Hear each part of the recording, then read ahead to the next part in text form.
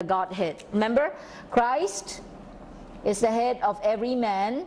Man is the head of a woman, and yet God is the head of Christ.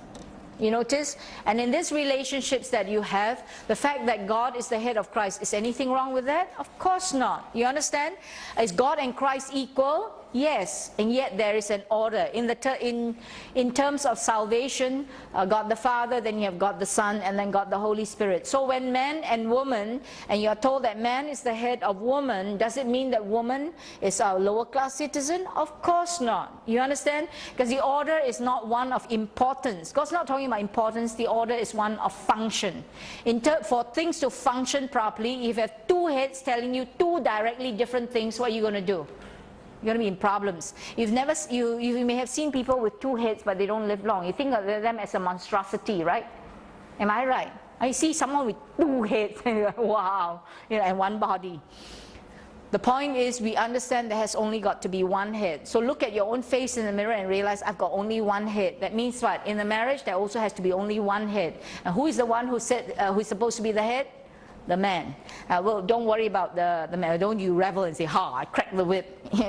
You're not going to be able to do that once you understand what God says, okay? But there is an order, and you have to understand, in a company, who is the one who takes the ultimate responsibility? The boss, right? So in a marriage, who is the one who takes the ultimate responsibility for the welfare or the destruction of a marriage? The man. Aren't you glad? Huh? So women, we can still pass the buck to him. It's your fault, you're going to realize. And the man has nothing to say. He has to say yes. Whether you take an active role or take a passive role, men, you are 100% responsible before God for the welfare of your wife and your children. So if you wives have been bearing this heavy responsibility, shift it to your spouse. It's his responsibility. You understand? But if your spouse is irresponsible, then you need to do what you can to redeem the marriage. But you see, when they understand this, then you men need to wake up and then rise up to your responsibility. Now, the issue under discussion here is the issue of disgracing one's head. Every man with something on his head while praying or prophesying disgraces his head. By every woman who has her head uncovered while praying or prophesying disgraces her head. For she is one and the same with her whose head is shaved. For if, and this is first class condition, meaning sins, if a woman does not cover her head, let her also have her hair cut off. Now you don't want to do that, right? He says to you, if all my hair is shaven, you notice you're very shy and very ashamed. It says, but if it's disgraceful for a woman to have a hair cut or shaved, let her cover her head. And you need to understand, a shaved head in those days in Cyprus was a sign of adultery. If you commit adultery, they catch you, they shave your head, so whenever you appear, they'll know. Adulterers, sometimes they put the letter A in front, or they brand you, or they cut off your nose, in certain societies. That's some of the other ways that this occurs. It's also use of a harlot or a sign of mourning. In that Corinthian society, it seems that women who go around unveiled are prostitutes. And so if this is the case, in society, if I go around unveiled and you're not a prostitute, what do? You just automatically put on the veil. You understand? If you're supposed to be a decent woman, especially in Islamic countries there, decent women always cover everything up. True or not? So you go around in that one. But you notice, the American women or Western women, they go around, everything can see, and to the man, you are game. You're an immoral woman. Because their women who are covered are all moral. You follow what I'm saying? So the thinking in the culture is when they can see your face and your hair, and to them you're immoral. You may not be. So if you're going as a missionary there, you must, certain things you have to conform to. You understand?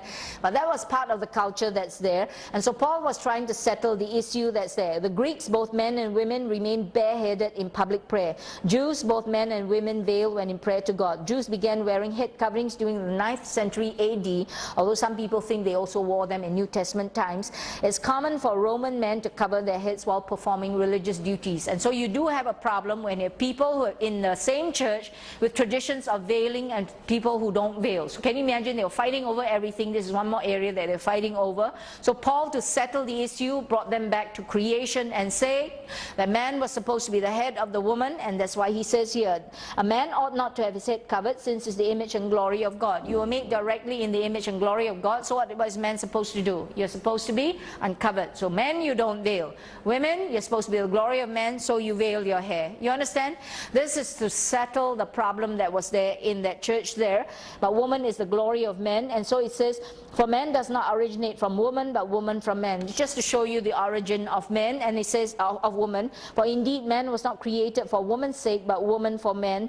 Therefore the woman ought to have a symbol of authority on her head because of the angels. And remember, this is a cryptic phrase. Most people don't understand. The only explanation I have for this is a story that David Pawson said, that in the Jewish writings, the story is told of how a group of 200 angels were sent to guard a cave of beautiful women, and they fell in love with them because of their hair. Okay, and then of course, whatever it is. So what we understand is, regardless of what this phrase means, it must have been a common story that they all know it, but none of us have any idea what this is all about, unless you follow this tradition that's there. Okay, so what that ought to tell you is Paul pulled any argument he can to just back what he's got to say. He went back to creation to show, men you don't veil, women you veil. And he gave you another reason from their own culture that they know over there. However, this is the principle. In the Lord, neither is woman independent of men, nor man independent of women. The principle of interdependence. You need one another. If you need one another, that ought to tell you, men, how do you treat somebody you need? You order them around, is it? That's what most men think. Trample her down. I'm the head, you are the what? Isn't that what most men have done? The answer is wrong. What did God say? Remember? Headship. If I need you, how am I going to treat you? I'm going to treat you in a good way. Isn't that so? So that when you think of the way husband and wife ought to have their relationship, it's not one of I'm the boss and you are the servant, and then I crack the whip and you need to jump to it. That's never what the Bible means. The Bible means you need one another, but for the sake of function. Remember, the order that's given here is that of function. For the sake of function, you just take this order because it's always easier to follow only one boss and one head. Two bosses give you two directions, you're torn between the two because it's so hard to deal with that. And it says here, for as the woman originates from the man, the Greek word ek, meaning out of the man, so also has the man his birth through the woman, and all things originate from God. And this is the thing, right? It's not well, we birth you women, all beings. Women give birth to men, right? Men can't give birth to women, although they are trying to deal with that. And what did God say? God says, it may be true that ever since Adam and Eve, man has his birth through the woman, but originally women came from a man. You see the process of how we need one another in every way.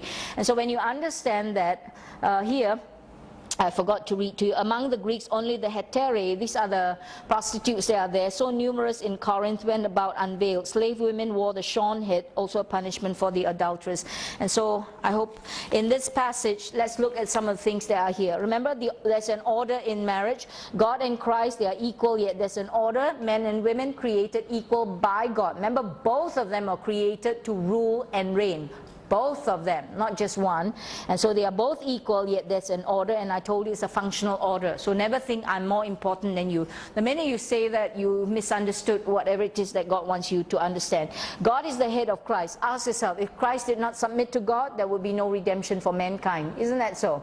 So Christ submitted to God, and that's why in the mercy of God, there's redemption for mankind. Christ is the head of man. If man does not submit to Christ Jesus, then who's going to rule? Man is going to rule. The result is what? Selfishness and male domination. Isn't that so? That's what you see throughout. They crush the women, they limit the women. Why? Because Christ is not in control in the man's life. You know, if Christ is in any man, a man cannot behave that way. You understand? So you learn to see the heart of God. Man is the head of woman. If woman does not submit, what will happen in the home? Quarrels and chaos in the home, and who always suffer? The children, right? And you have to understand, women, right? When people say something, your husband says something, it's like this is what I was telling me, I can choose to get angry or not. But she controlled herself. Why? Because she's thinking of God and the future that's there. And so you learn to pray lah. You just pray a lot more, and you learn to just let God change you into a more Christ-like and submissive person. You understand? And so it doesn't matter what type of spouse you have, as long as you married the person, you have to understand there's an order. If anyone chooses not to submit, you mar God's plan. God's plan is spoiled. You understand? God's plan for your family is abundant, wonderful happiness. If both of you do it God's way, and when you do it God's way, you will find that it'll be beautiful. But if you want to do it your own way, then of course it's there. What's the basis of submission? The basis of submission is love. God loves you and I. Christ loves us. Christ loves the Father. Christ loved us. Christ submitted for His Father's purposes and for our sakes. And it's because you love your spouse and you love your children.